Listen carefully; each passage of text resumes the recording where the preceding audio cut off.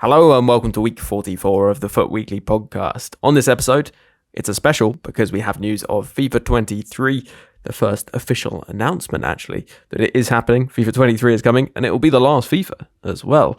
So looking forward to discussing that on this podcast. We do have some details, including the fact that 𝗵𝘃𝗀𝘀 is the cover star for the third year running, along with Women's Super League top scorer Australia and Chelsea striker Sam Kerr. So we'll be talking a bit about how we think women's football might fit into the FUT ecosystem, along with plenty of other things, because there have been a few bits revealed about FIFA 23 along with the cover stars. And with me, I have 𝗵𝘃𝗀𝘀, who very kindly hosted last week's podcast. Thank you very much for doing that, 𝗵𝘃𝘀𝘀. It was great to be a listener. Cheers, Ben. Happy to have hosted and happy to be, talking about FIFA 23 and looking forward to hosting my next pod on FIFA 23. Yeah, very welcome. Look forward to that. And not content with just hosting a podcast with this next guest on it, you also took him apart in both Rivals and Champs with new post-patch tactics, which you share on the supporter episode this week. That next guest is, of course, top NA player, 𝘬𝘶𝗄𝘃. Thank you for having me. I guess I'm now second top NA player, 𝘬𝘂𝘂, on the pod. So, I'll be working to reclaim my title. Yeah, I'm sure there'll be plenty more tussles to come. And actually, I'll be joining the fray, won't I, heading over. I thought I'd be able to dodge you both by switching to PlayStation, but with what we're going to talk about, crossplay, and that looks like it's going to change. Oh, I was going to say, Ben, you start on Xbox. This sounds like a little Pro Clubs opportunity here. Well, yeah, that's the thing, because it doesn't look like Pro Clubs is going to be included in crossplay initially. I guess more complicated, but may well take the Xbox Series S, because I do much prefer the Xbox controller for FIFA. But someone who knows the PlayStation controller very well is the community's champion, DJ. Hello, welcome back. Oh yeah, good to be here. Definitely one of the top players in a small village in Buckinghamshire, so I'm going to take that. Well, let's get into them. It's a bit of a different episode in many ways, and thank you very much to the guests for bearing with this. Basically, we've recorded some speculation type discussion before this information was revealed, and then we recorded a bit more afterwards. So that is worth bearing in mind. It basically means that this podcast could come out quicker, which is great. The two are blended together, so hopefully it does come across as just a normal episode. The thing I was going to start with is the trailer then, and we have a couple of interesting details that people may or may not have spotted. There's a couple of new skill moves in there. Vinny Jr. does one, 𝘬𝘂𝘂𝘀𝘀𝘀 does another, and then Fran Kirby with a stutter move that looks quite effective. You've also got 𝗵𝘃𝗀𝘀𝘀 doing this explosive-looking fake shot, which I think could be pretty strong. And then there's a couple of other bits in there that you might notice, like a sort of power shot feature, which I've heard rumoured, and a focus also on both World Cups, which is what we're going to talk about first. We've got the Men's World Cup coming, as I'm sure everyone knows, late November 21st. And that, DJ, will change how FUT approaches the World Cup compared to past cycles. Yeah, it's an interesting one, because previously we've had those standalone World Cup modes, but they're normally at the end of the cycle, so it seems strange to think they might pause the cycle midway through for a standalone version. So my feel is they'll try and find a way to incorporate the World Cup as an ongoing promo during the period of that in the middle of the game, and we'll start to see sort of World Cup cards, potentially ones that will progress it will be live and progress during the World Cup, but then potentially could progress after the World Cup to stay relevant. But it'll be interesting to see, because obviously they're not going to be the super high value, super high rated, given where they come in the cycle. Yeah, a bit like, I guess, Path to Glory when we had that. Yeah, I would assume it would be very Path to Glory-esque. I mean, this is obviously FUT Weekly, so they might consider dropping a new game mode or something like that. Or like a tournament style one-on-one mode. I don't know, something spicy. But for FUT, I would very much just expect the standard Path to Glory, if you will. I guess if that's standard now, maybe it is. I guess this would be licensed, unlike Path to Glory we saw for the Euros, which is quite nice, because that was very much not licensed. Didn't feel like it made too much of a difference in terms of the content. But. Yeah, I mean, they're going to be special World Cup cards. I think what's interesting to me is World Cup's end of November, December, right? Mm-hmm. How high are they going to power spike these cards early? Yeah, because people are if it is a Path to Glory style promo, they're going to expect probably some Team of the Year ish level upgrades by the end of it for the top cards. And I think to me that's going to be interesting because that's really going to set the tone for the power curve for the entire year based on when World Cup is taking place this year. So I'm, pretty fascinated to see that. I would expect just an extreme amount of content. Like, give me an absurd amount of showdown SBCs early on. Like, let's do it. So I think that'll be really, really fun, really, really exciting. It could cause, I would say, like early burnout on the cycle, which I think is something that EA is going to have to take into consideration. That said, with the World Cup, how popular it is, I think there are going to be a lot of new players that are introduced around that time period ahead of Christmas even. So player base, I would say, probably goes up for EA in World Cup years. And I think having that this year means they can do a lot of really cool stuff with it. Well, that's an interesting point, I guess. You probably see, over in the US, people getting into the game around that time because the World Cup being on, getting into maybe the World Cup content, whatever is out there, and then actually feeding that or continuing within the FUT mode, the general normal FUT mode, rather than its own standalone mode, is actually probably going to do a better job at retaining those players throughout the rest of the cycle. Yeah, I think it'll be an interesting way to get people into the game and hyped about the World Cup, especially, the more casual fans, and it's still early enough in the cycle that if you're joining, you're not too far behind. I think in terms of the ratings that I don't think it'll be as much of an issue as we think. I mean, I was just looking back at some of this year's promotions, signature signings. That was like late November, early December. We had a 93 Kevin De Bruyne, 89 Ruben Diaz, 87 Ben Yedder. Rule breakers, we had a 90 rated Erling Haaland, 90 rated Luis Suarez. So I think they could still make the cards pretty good without being, ridiculous. And, maybe a few weeks after the World Cup ends, that's when we get Team of the Year. So if they're kind of in that range, like 90 to 94 rated, I think that'd be pretty fitting for, what they are. That's true. And then I was just thinking about this. Are there any players off the top of our heads we can think of, actually? It's interesting because they won't be able to feature in this at all. I guess they could bring them in as like flashbacks or something like that. But there are players who haven't made the World Cup, right? And they're just going to be sort of forgotten about for a bit. Like, I guess Salah would be an obvious example, right? Is there anyone else people can think of? Lewandowski? All of Scotland.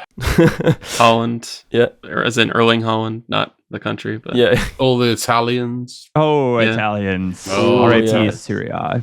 Yeah, that's actually pretty big because a lot of Serie A players are, of course, Italian, so that would be a big factor. Mahrez. Yep. And I supposedly any injured players who get injured right before the World Cup, that could be big too.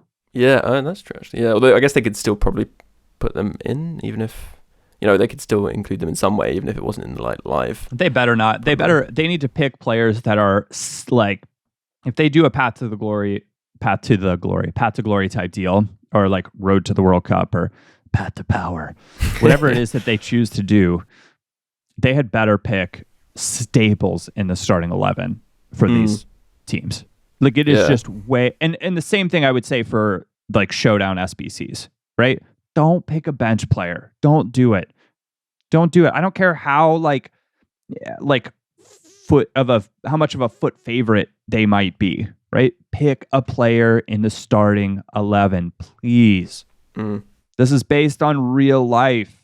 This promo. If the promo's not based on real life, like, pick the players that play. With the player selections, by that point, there shouldn't have been much in the game. So it's not like, and they should know ahead of time too, like, okay, Mbappe is going to be a star at the World Cup. Let's not give him a promo card in the first promo of the season because he's going to get World Cup, then he's going to get Team of the Year, and I'm sure he'll get other stuff. So, like, hopefully they just go into that planning ahead, so that way, if they want to give us a showdown, say, for every single game, which I think would be really cool, then there's plenty of players to choose from because they're not repeating players that already have cards. Yeah, that's true. Well, talking of fresh content in FUT23, we're going to see new heroes. Already have some announced: Yaya Toure, Park Ji-sung, and 𝘵𝗫𝗄𝗃, all Premier League heroes, as you'd expect. They also have an additional version, which is coming November the 11th, and that one will be available, presumably in packs, but also as part of the pre-order, and that will be unique to the new FUT heroes, and will be a World Cup version of the player. Celebrating some of the top goals in World Cup history or top performances. Yes, please. Time for my hero, Paul Gascoigne or David Platt, then. Who? Bring Paul Gascoigne and David Platt. 1990s. Come on, boys. I know I'm the old I'm one. joking. Well, and this footies could kind of show how that, with these premium footies cards that we have right now, where they have basically hero links that you could say even special hero versions that get strong links to other World Cup promos, so like the Showdown ones or, things of that nature. There's a lot of options there. Well, also you could have heroes which connect with a strong link to all players of that nation rather than all players of that league. And as we're finding out with footies, they could even be players that are actually currently in the game and not necessarily new heroes. Have you guys enjoyed heroes or icons more this year? Hero content or icon content? Heroes, because of the flexibility of them. I'm just a bit bored with icons. It's the same every year, isn't it? Yeah, I think the freshness of it, for me, has made them more interesting, for sure. There's also a lot more new heroes. Like, how many new icons do we have this year? 5, maybe? Something like that. So, and again, the flexibility. But this feels like promo icons, moments 1 and 2, like a moments 𝘬𝘂𝘃. How many of these players, if they hadn't won a World Cup, would even be icons? So, it seems like a good chance to give us those cards while they're still actually good. Like, at what point of any cycle has any version of 𝘬𝘂𝘃 been up to the curve? Give him a crazy moments card in December and then let him be really good for at least like a month. If you were to take a holistic step back on, heroes versus icons, or, however you want to look at it, I would love it if there were fewer total icons and more heroes. Absolutely. Yeah. Well, I think certainly you don't need so many versions. Well, like I don't mind. Like, I guess the point being is, like, with icons, I would mind less than some of the total versions if they're like R9 is an icon of the game. Ronaldinho is an icon of the game. But there are a bunch of icons that you could easily make the argument, is this player like an icon or a hero? Yeah, it's a fun debate, and I have to say, for me, I would say 𝘬𝘰𝘃𝘁 should probably be an icon. I think I'm more excited for him to be a hero than an icon to be Yeah, honest. well, that's the thing. It's like, Totally. now maybe that is more exciting anyway.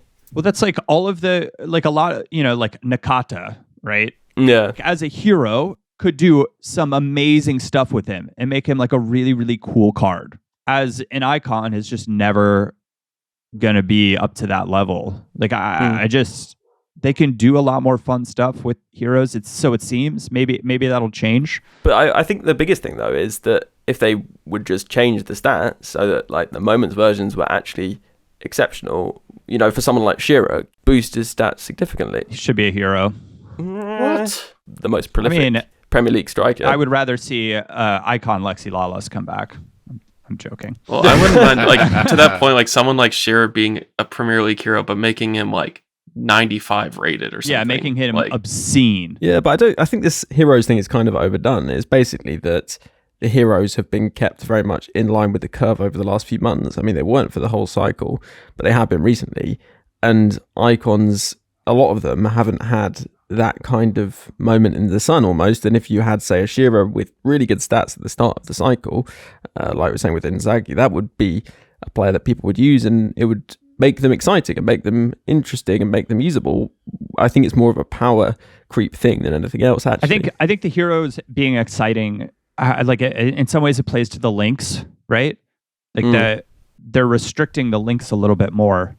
Yeah. So I feel like they can play with them a little bit. Like 𝗤𝗃𝗃 would be one that, like, what an outrageous hero card he would be. Yeah, because he'd strong link to players in the league that he was given and stuff, which would be kind of fun. Which would be super cool. But like as an icon, it's like, when was the last time you played against 𝗤𝗃𝗃? Yeah. And people want him more for his icon links than his Nigerian links, which is, if he was a Premier League player, hero, then, strong link to any Premier League player, that'd be probably more useful. Yeah, no, I do agree with that. It's probably time to move on, though, because we've talked a lot about heroes versus icons recently, and we were originally talking about the fact that we think it's quite likely that the World Cup is going to be integrated into FUT, the Men's World Cup, but the Women's World Cup could be a little different. Pure speculation here again, but I feel like we could see a standalone FUT mode, completely fresh start at the end of the FUT cycle, because the Women's World Cup is in the summer. I don't know, Hugh, is that something that would interest you? I mean, I guess it depends in interest in women's football, but at the same time, something new, something fresh. I think it's an interesting idea, depending on, how it was set up. On one hand, I think that it'd be fun to try something a little bit different. On the other hand, I wonder if, if they tried to tie the rewards from that mode back into regular men's FUT, I guess, as we know it, if it would just become just really sweaty and, like kind of take the fun out of it. Like at that point of the stage, I'm not really trying to grind things. So I think they might do that if they wanted to incentivize more people to try it, but that seems to be like it should be a mode that's more about trying it out and having fun versus, or maybe you earn rewards that you can use within that mode, but it's not directly linked across FUT, just because, again, I think that at that stage of the game, that if you're loading up all these rewards that then transfer back to your other FUT side, that it becomes kind of just an extension of the other game, except now you have to start over because you don't have any of the cards. I didn't play any of the World Cup FUT modes. I wasn't playing at that point, so I'm not exactly sure, the way that EA likes to do those things, but it's something I'd be interested in trying, but I think it would just kind of come down to how they implement it. I would be curious how much data they have on how much people play in the kickoff modes with women's teams, because you can play with them there. It's been there for a few years now, but I can't say I know of anyone who does, do that. Maybe it's more casual players, but, they're not, I don't think they're able to be used in like career mode or anything because it's just national teams. So it's something where I feel like they maybe could use a bit more fleshing it out before they integrate it, with like integrating more club teams and getting people to know the players better, build a bit more hype. Whereas it seems like at this stage that it would either be no hype at all, or the hype would come from rewards, which would make it, sweaty and toxic. So I'd try it, but I'm not sure how they'd implement it. Yeah, I think the reason why I was interested in it myself is I was thinking about what people would think would be the barrier to entry, the idea that people don't really know the players, they're not really familiar with the teams. Actually, a lot of people weren't necessarily that knowledgeable when they started their FUT or FIFA journeys about players in the game, and actually when they went and opened up this new mode, they opened up their starter pack again, and they had this whole fresh experience going into a kind of new little FUT mode, and with quite different gameplay. If anyone's played women's football kickoff, it does feel quite different. That could interest people, but I don't know, DJ, are you someone who feels... I'm not a huge follower of women's football, so even though the World Cup's on, I maybe wouldn't get involved with it. You know what? I think you made some interesting points there. I don't follow much women's football at all. However, if you stuck a mode in at the end of the cycle and I got a bit of spare time, I'd give it a go, and I bet you it would improve my awareness, and it probably might make it more interesting for me to follow the actual game. And if that's the driver for it, then great. That seems like a good thing to do, especially if it's towards the end of the cycle and it's not something you have to do, which I think is really important. And it's not something that will damage or impact upon the core game and the enjoyment of that, then it sounds like a brilliant thing to improve awareness for people that don't know much about it. And for those that do know much about it, it's something that they can really get their teeth into, which is great. But I think that's the key bit. Being cynical, there's got to be a growing demographic for this. The existing demographic is not a direct group that they would sell to. So I think with EA, it's would they do something purely for the awareness of the game? Be interesting to see what the contract with FIFA says. I mean, I think it's great that they're going to be, inclusive of the Women's World Cup. I mean, the Women's World Cup viewership is like no joke, right? So clearly there are people that are, very interested about it. I think speaking as like a long time FIFA player, I think what's going to be really interesting to see, EA has pushed rewards and competitive gaming across like FUT very specifically, and so I'm curious how they're gonna like call it like quote unquote incentivize this new game mode if they are trying to like really get people excited about playing it. Some like FUT truthers or purists are like, great, new game mode, start from the beginning, this time in the cycle, that's cool, that's fun. These game modes always feel like if you really grind them, though, you can get to the top very, very quickly. That's true, yeah. So I think I'll be curious to see how this plays out. Yeah, me too. I think from my own perspective, I should say my sister's a very good football player. And so I've had a long-running interest in the women's game, but perhaps haven't followed it as closely as perhaps, proper match-going fans, although I've been to some matches. And it is something that is definitely growing, and the addition of major leagues to the game is going to be good, but having it in kickoff is not going to have the impact that it would have if women's football was added to FUT, because FUT is where all the committed players are. It gets the most hours played every cycle, the most popular mode by some distance, and that addition, if they were to do this, which of course they may not, would really draw people into it. It doesn't matter that people don't know the players. You think of all the players like Brazil Silvers, like Silas would be a more recent example, maybe 𝗵𝗽𝗀𝘀𝘀 in the past. I think this certainly is something that happens, and I could potentially see it with this. Also, there are just plenty of people who have got into football or soccer, particularly in North America, through FUT. So that could potentially be something that happens here. At least that's the optimistic view. Let's see how it goes. Up next, we can talk about something which we definitely know is coming. This cycle saw the introduction of HyperMotion, which was probably the first real distinctive feature. It was the second year on next gen, but the first proper distinctive changes to gameplay for next gen, and HyperMotion 2, which is being introduced, will presumably build on that. What they did was captured an 11 versus 11 game, recorded the animations, ran it through various computer processes, harvested those animations, implemented them, and then made, as a result of that, the game much more realistic, because the new generation of consoles can handle that level of simultaneous animations and things. So I'm interested to see what the thoughts are. We don't have too much information. I'm sure we'll get more in the coming weeks about what this is going to involve, what they're adding through this.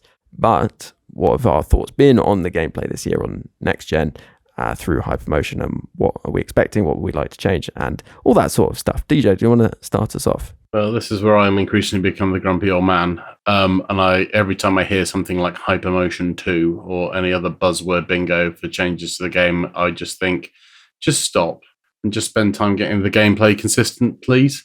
Because this game, I think, when it's great, it is a brilliant FIFA. No doubt at all. But I have to say, I found it the most inconsistent FIFA I've played ever. In that the execution is so unpredictable about what's going to happen in different scenarios, but more importantly, in just day to day, you can do exactly the same thing and just a completely different result comes off. And I think if they could just spend more time ensuring that whatever HyperMotion 2 does provides consistency of execution, then I would be happy. But the amount of times where you just cannot explain what is happening, and it seems to come in, but it's just so frustrating. And that's where my head is at the moment, unfortunately. I'll be there.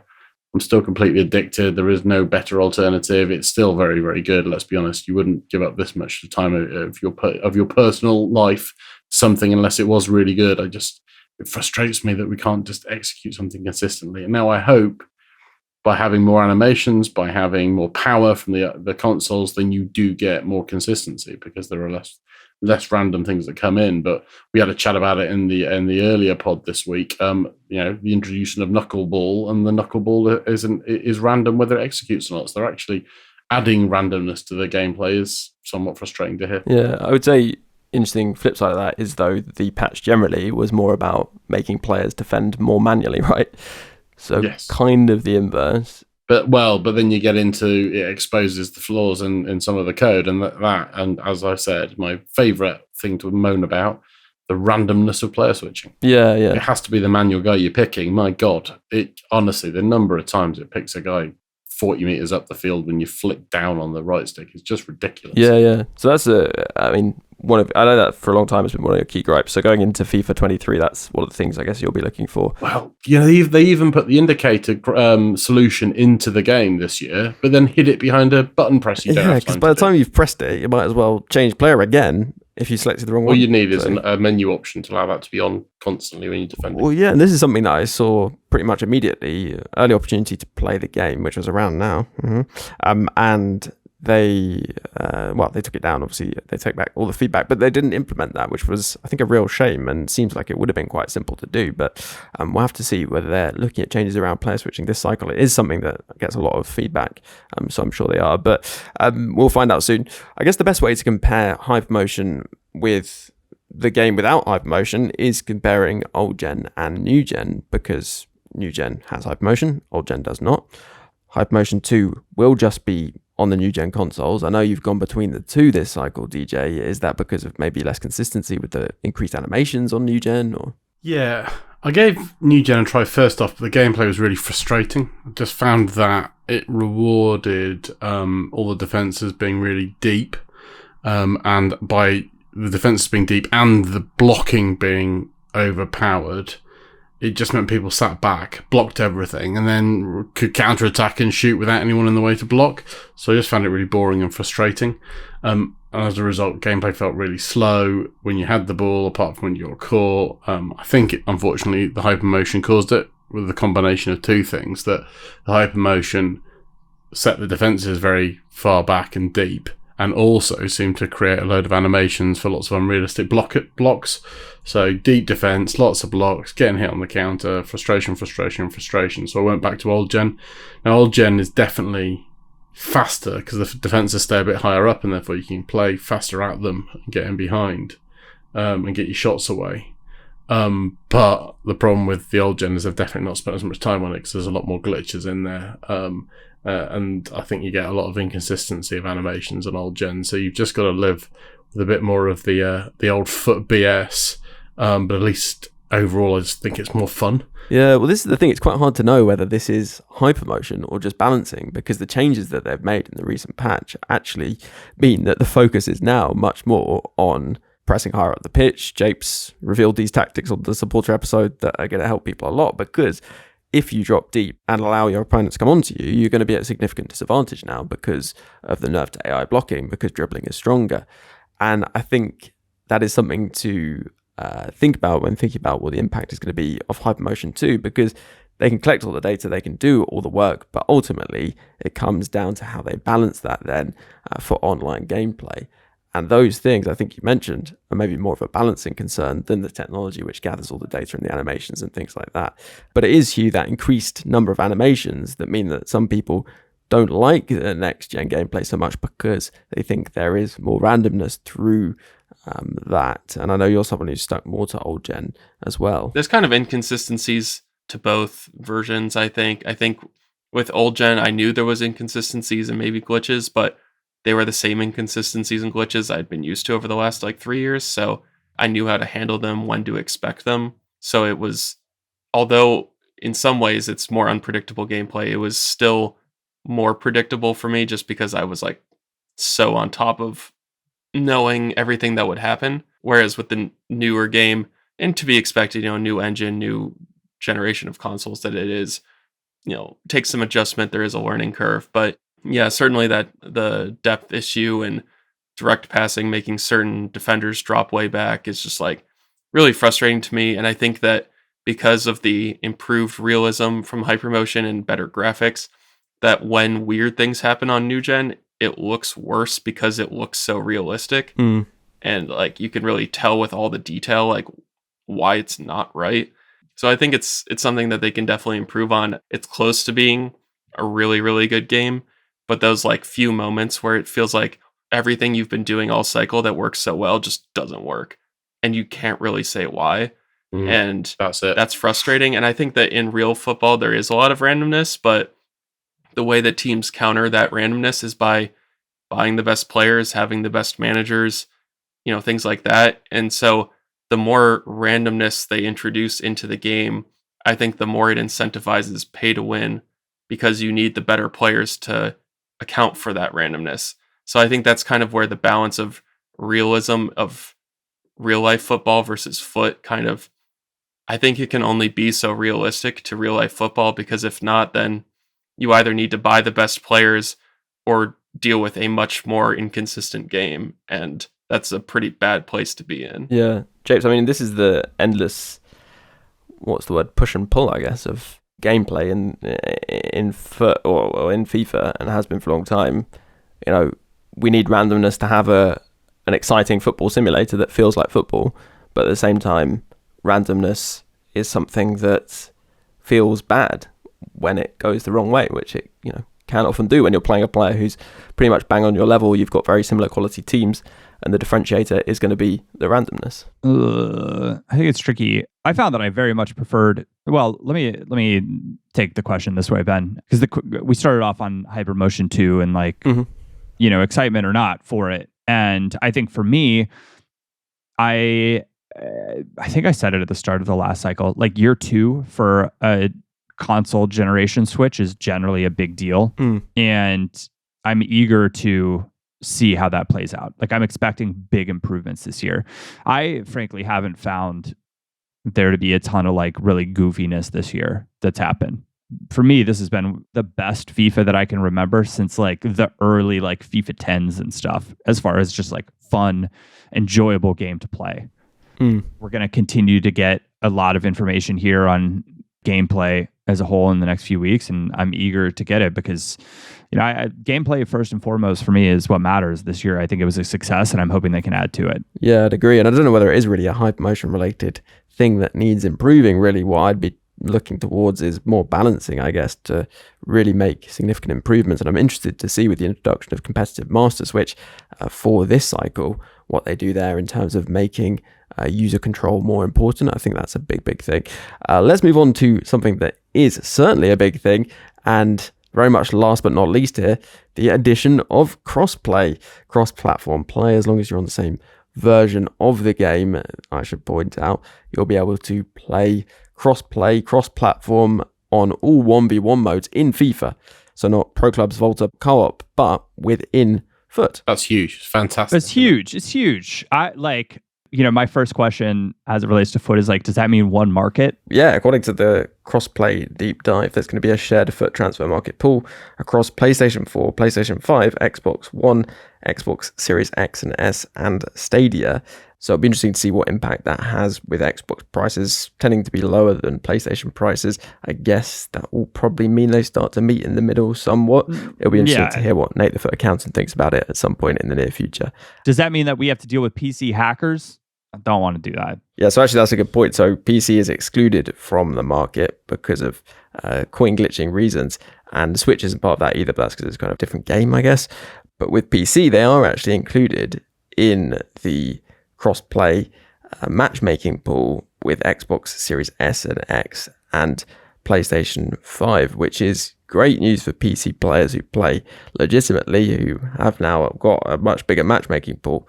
But as you say, there are those concerns around glitching. They have said that they're going to introduce a special anti-cheat system, presumably aimed specifically at PC players. But then on the flip side, I think even if there isn't a lot of cheating going on, I can imagine rumor spreading, and because cross-play is opt out if you want to type deal, it means that I could see people start to opt out, and then we're back to where we were because most people have opted out of crossplay anyway. Yeah. But if it works, which you would hope it does, considering they've made this a big thing, then it should be great because that increased matchmaking pool, I think, is really important. It's huge. For the moment. Huge. I mean, Hugh can speak to it. There are certainly times when, if you're on next gen, you just don't match anybody for minutes at a time, and then if you do match somebody, they're not close to you at all, and the ping is 60, 70, and you're I'm not playing this.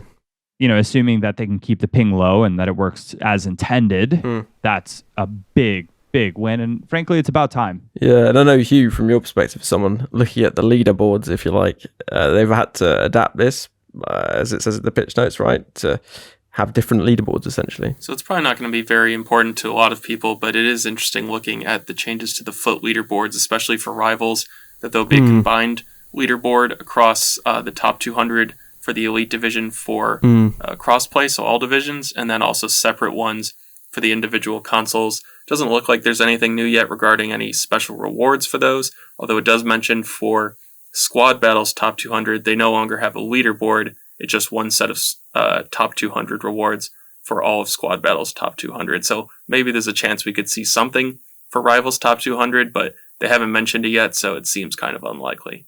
Yeah, and as you say, it's not a concern for a huge number of people. I think what will be a concern is matchmaking pool, but actually it should be a good thing, I guess, DJ. It's something you complained a lot about this cycle, the fact that matchmaking does seem so random, particularly with the fact they've changed the champs structure. I guess this, along with maybe more people moving to next gen, if you're on next gen, is going to help. Yeah, we're basically merging two pools and hoping more people jump in it. Yeah. Which, as a result, means that you're more likely to be matched with someone with an all right connection who is at the same level you are in whatever mode you're playing in, which can only be a good thing, because I think we've all experienced FUT Champs feels like a very random experience in terms of matchmaking of who you might get. You can leap from guys you can get 3 or 4 goals in a few minutes to people you can't touch the ball within one win. It's a very strange. It's not one of the things that this new form of FUT Champs has lost, is that it doesn't feel like that progressive skill level, which the old mode delivered really well. I think that will help. You know what I'd love to see as well in the new game? It's a lot more transparency on that ELO or ranking of who you're playing on, who you're playing against, and what it is, as opposed to that being shrouded. In particular, does quitting out of a game affect your ranking or not? It's all these silly questions that they'd be so easy for them to show to us, and would make the experience better. Yeah, definitely something we're always pushing for sure. And I think in terms of seeing information, we're going to see more about FIFA 23 in the coming weeks. We'll be covering it all on the podcast, so do subscribe via all the podcast platforms, Spotify, Apple Podcasts, and of course now on YouTube. Apologies if you're listening elsewhere and coming to a podcast to escape this, but if you could leave a like and comment, that does help out a lot. And I would also say there should be something dropping in the near future involving some hands-on experience with FIFA 23. All very exciting. Looking forward to bringing it to you all. And on that, we can say our goodbye. So thank you very much, as always, to you, Japes. Pleasure chatting. A lot of exciting things. It's going to be a big year for FIFA. World Cup year, always fun. Expecting, a lot of content. And I just, fingers crossed that gameplay can, stay on par with what I'm expecting to be. Plenty of good content. Indeed. And thank you very much to one of the top 2 NA players on this podcast, 𝗬𝘗. That's right. Hopefully in 23 I can get back to the top, but I guess if you're going to be there, we're going to have even more competition. Yeah, exactly. Yeah, I know we played a few times, although it was on like 200 pings. So. Yeah, those peer-to-peer experiences definitely make the servers themselves look very good indeed. But yes, thank you very much as well to DJ for, as always, representing the FUT Weekly community. Thank you very much. Really enjoyed it. It's been great to have you on. And then we wrap up by saying a big thank you, as always, to all you supporters out there supporting the podcast, keeping it going. We couldn't do this without your support. So thank you to all of you, and thank you to those icon patrons: Dave B, Coach Vass, Chris W, DJ FIFA Player, Hugh J, Steve C, Matt L, Alistair, Alan G, Anthony R, Dominic, Rob P, L, Jeff B, Christopher R, Stephen F, Michael, Tom B, Damon H, Nick Jack M, Eric T, Roger D, Alex M, Dan W, Siler P, Matt H, Harry P, Neil P, Adam G, @𝗵𝗚𝗀𝗀𝘀, Brian S, Andrew C, Sam K, Jake G, Michael P, Zach O, Springford, Patrick, Dominic G, Adam HC, Adam R, Andy H, Joe W, Dylan, Orion B, Mindor L, and Tim J. Plus a special thanks to Luke M, Dave B, Hugh J, Tom M, Darren W, and Pato Foot for advice and production assistance. Before I leave you, just one more thing to add though. FIFA's a bit like life really. It has its many ups and its many downs. If you're having a few more downs than ups in real life in these more difficult times, then please don't feel that you're alone or need to struggle on without taking action. If you go to 𝘃𝗲𝗁𝗀𝗏.net, there's loads of resources, advice, support, or even just a friendly chat for anyone who needs it. If it sounds like it could help you, then head over to 𝘃𝗲𝗁𝗀𝗏.net. And for now, have a good one, and I'll catch you on the next podcast.